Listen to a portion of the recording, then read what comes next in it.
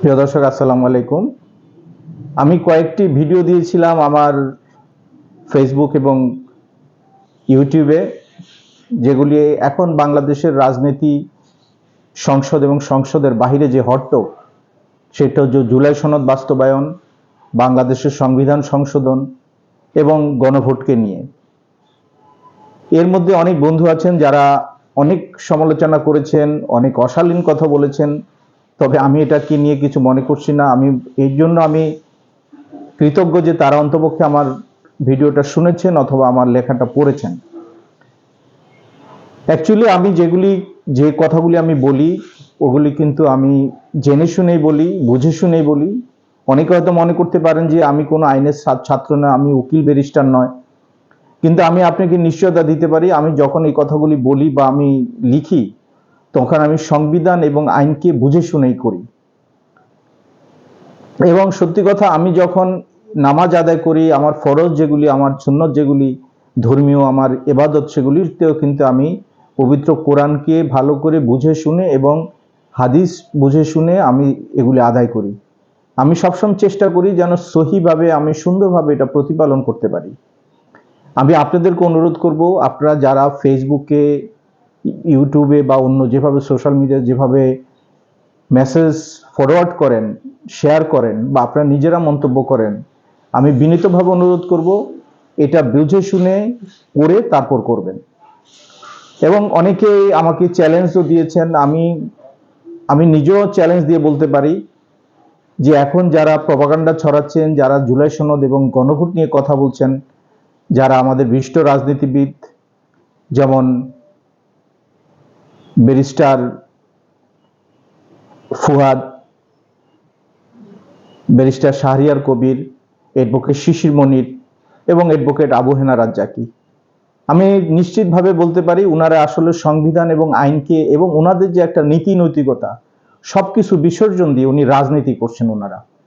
ওনারা চাচ্ছেন যে বিএনপি এখন ক্ষমতা আছে, বিএনপিকে এখন যেভাবে হোক রাস্তায় নামাতে হবে, তাদেরকে ক্ষমতাচ্যুত করতে হবে, এবং ওই জন্য ওনারা বিভ্রান্তিকর কিছু পলিসি নিচ্ছেন এবং ওনারা চারজনে একই সুরে কথা বলছেন, যেটা অবশ্যই আইন এবং সংবিধান বহির্ভূত, এবং ওনারা অবশ্যই কোনো একটা রাজনৈতিক উদ্দেশ্য হাসিলের জন্য এটা করছেন।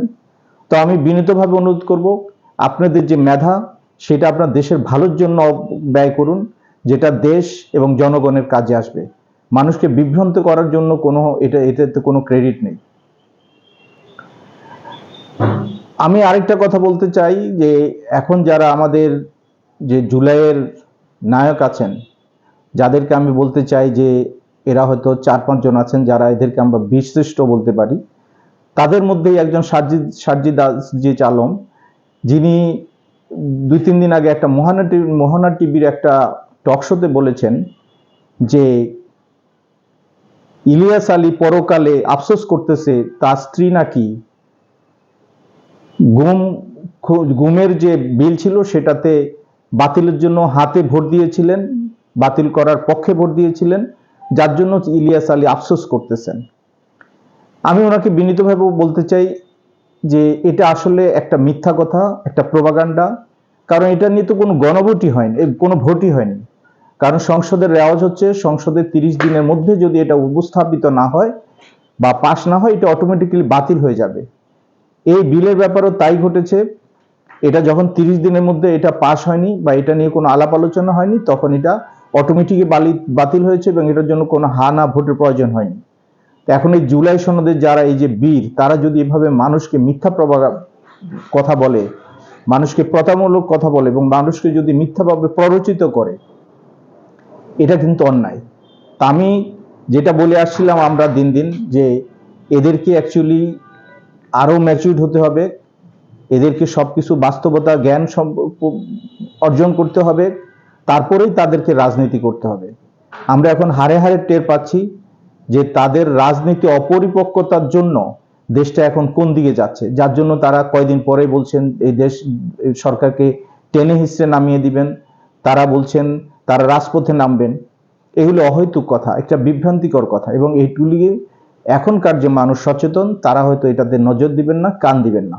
তবে আমি সবার কাছে অনুরোধ করব, আমাদের দেশটাই আমাদের কাছে বড়। সুতরাং যেটা আইনগত, যেটা আইনের কথা আমরা বলবো, এবং যারা সমালোচনা করেন সোশ্যাল মিডিয়াতে, তাদেরকে অনুরোধ করব বিভ্রান্তিকর কোনো কথা বলবেন না, কারণ আমরা মিথ্যা কথা বললে যে পাপ হয়, আমরা সোশ্যাল মিডিয়াতে যদি মানুষকে প্রতারিত করার জন্য মিথ্যা কথা বলি, না বুঝে কথা বলি, সেটার জন্য নিশ্চয়ই পাপ হবে।